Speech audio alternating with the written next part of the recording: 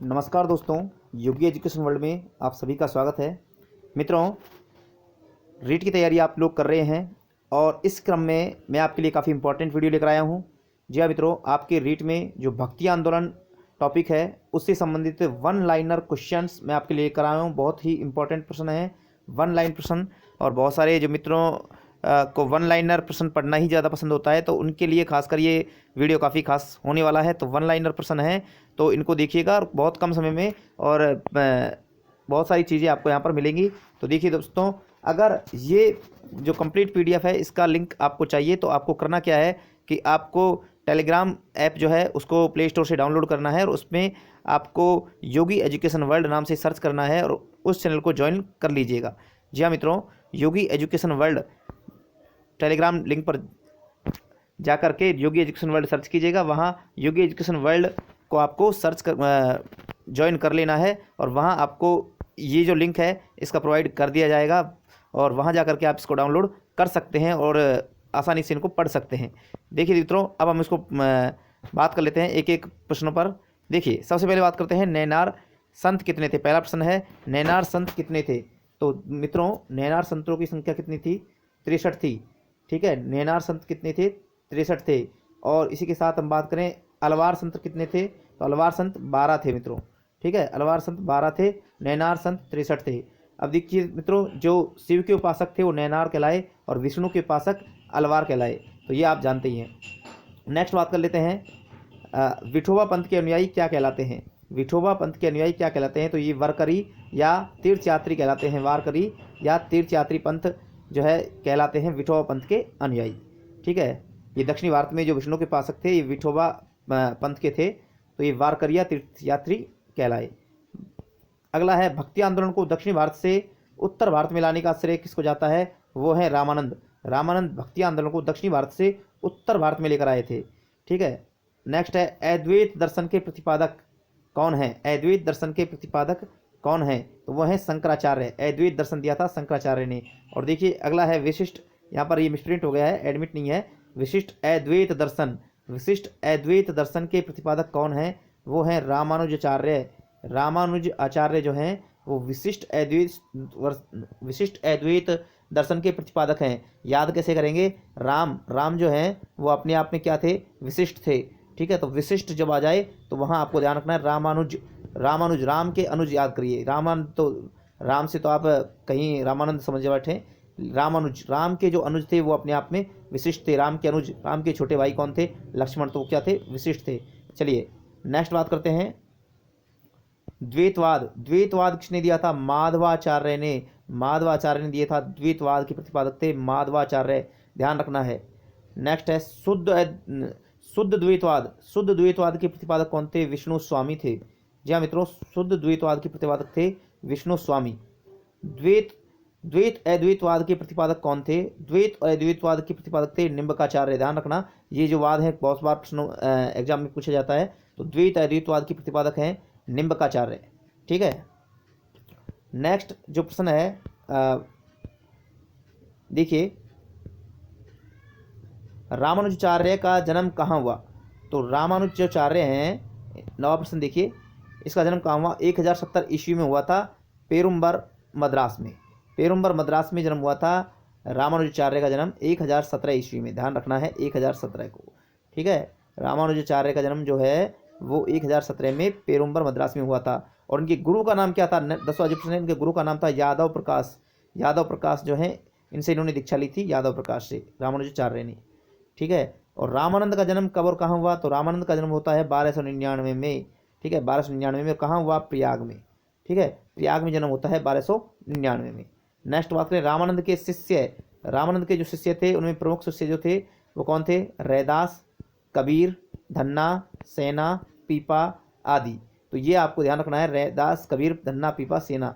ठीक है, ये ध्यान रखना है। और साथ ही साथ इनकी जाति जो है वो भी आपको ध्यान रखनी है, क्योंकि कई बार एग्जाम में जाति भी सीधे पूछ ली जाती है। ठीक है, कबीर का पालन किसने किया, तो देखिए जुलाहा। जुलाहा थे नीरू और उनकी पत्नी नीमा। नीरू और नीमा ने कबीर का पालन किया था, ध्यान रखना है। कबीर जाति से क्या थे, जुलाहा थे। इनके पिता का नाम था मतलब जिन्होंने पालन करने वाले थे वो नीरू और नीमा थे। नीरू और नीमा ने इनका पालन पोषण किया था। नेक्स्ट बात करें 14वें प्रश्न पर, तो कबीर के उपदेश सिखों के, ये सिखों है, थोड़ा सा मिसप्रिंट हो गया, तो सिखों के किस ग्रंथ में संग्रहित हैं? तो सिखों का कौन सा ग्रंथ है जिसमें कबीर के उपदेश मिलते हैं? वो है सबद। सबद में कबीर के उपदेश मिलते हैं। ठीक है। नेक्स्ट देखिए मित्रों, कबीर की वाणी का संग्रह किस नाम से प्रसिद्ध है? तो कबीर की जो वाणी है इसका संग्रह बीजक नाम से प्रसिद्ध है। बीजक नाम से आपको ध्यान रखना है। नेक्स्ट देखिए, कबीर के किसके समकालीन थे? कबीर किसके समकालीन थे? तो वो थे सिकंदर लोदी। सिकंदर लोदी के समकालीन थे कबीर। चलिए नेक्स्ट बात कर लेते हैं।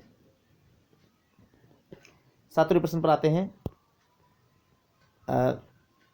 देखिए जो 7वां प्रश्न है वो क्या कह रहा है?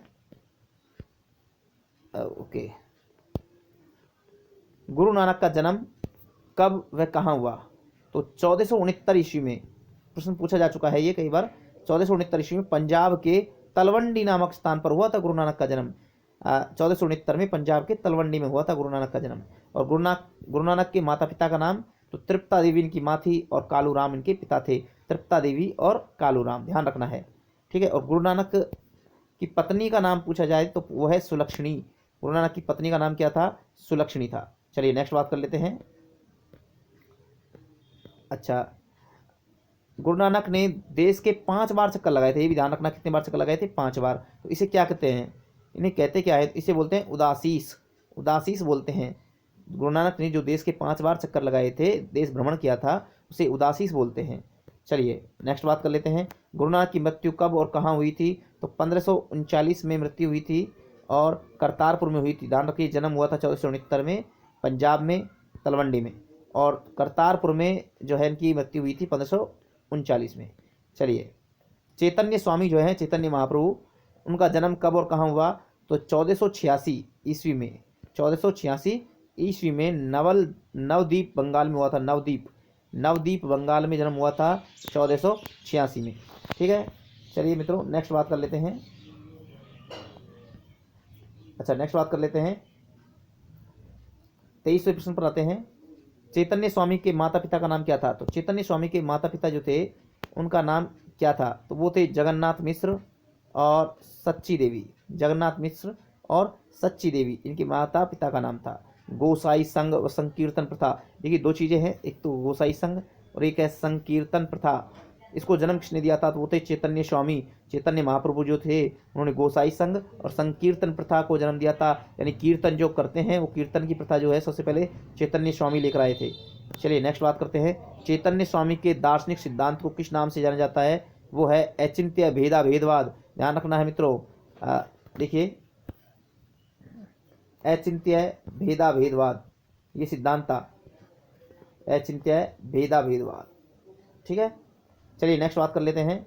श्रीमद् वल्लभाचार्य का जन्म कब कहाँ हुआ? 1479 ईस्वी में चंपारण वाराणसी में।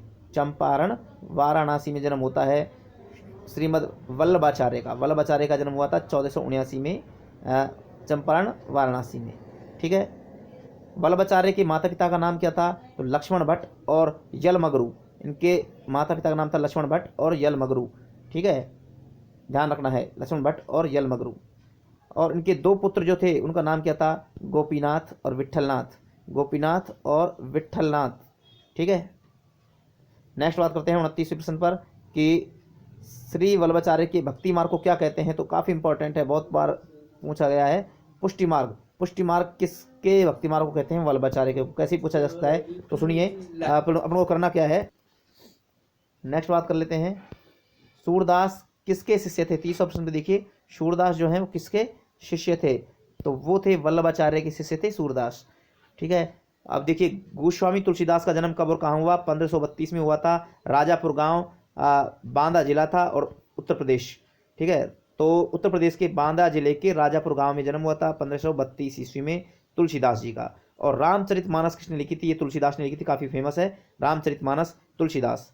रामानंद के शिष्य धन्ना जो है किस जाति से थे? तो धन्ना की जाति थी जाट जाति थी धन्ना। ध्यान रखना है, धन्ना जाट जाति से थे। नेक्स्ट बात करें मीराबाई। देखिए, मीराबाई जो थी इनका जन्म कब और कहाँ हुआ? तो 1498 में हुआ था कुड़की गांव मेड़ता में। कुड़की गांव मेड़ता में मीराबाई का जन्म होता है 1498 ईस्वी में। और विवाह कब और किसके साथ हुआ था? 1516 में हुआ था, भोजराज के साथ। ठीक है। रामानंद के शिष्य रैदास किस जाति के थे? तो रैदास की जाति पूछी जाती है तो वो है चमार जाति से थे। ठीक है। रैदास के माता पिता का नाम क्या था?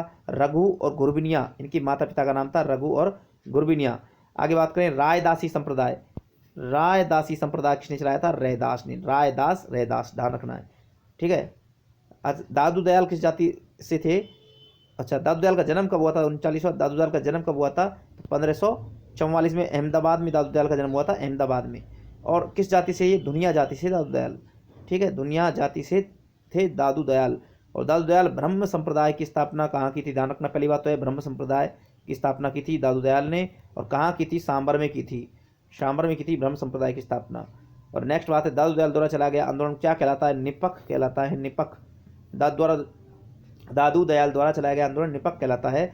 और नेक्स्ट है सुंदर दास किसके शिष्य थे? तो वो थे दादू दयाल के। सुंदर दास किसके शिष्य थे?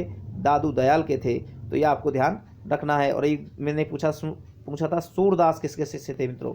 तो सूरदास हमने बात की थी वल्लभाचार्य के शिष्य थे। ठीक है, सूरदास ये प्रश्न था, वल्लभाचार्य के शिष्य थे। और सुंदर दास जो है वो दादू दयाल के शिष्य थे। तो इस तरह से मित्रों काफ़ी इंपॉर्टेंट है। और ये लिंक आप प्राप्त करना चाहते हैं इस PDF को, तो आपको टेलीग्राम पर ज्वाइन कर लीजिए, योगी एजुकेशन वर्ल्ड। वहाँ आपको ये लिंक मिल जाएगा। तो आशा करता हूँ वीडियो आपके लिए काफ़ी फायदेमंद होगा। और जिस भी टॉपिक पर आपको PDF चाहिए और वन लाइनर नोट्स चाहिए तो आपको कमेंट करना है, मैं उस पर वन लाइनर नोट्स बनाकर के टेलीग्राम ऐप पर डाल दूंगा। चलिए मित्रों, मिलते हैं नेक्स्ट वीडियो में। तब तक के लिए जय हिंद, जय भारत।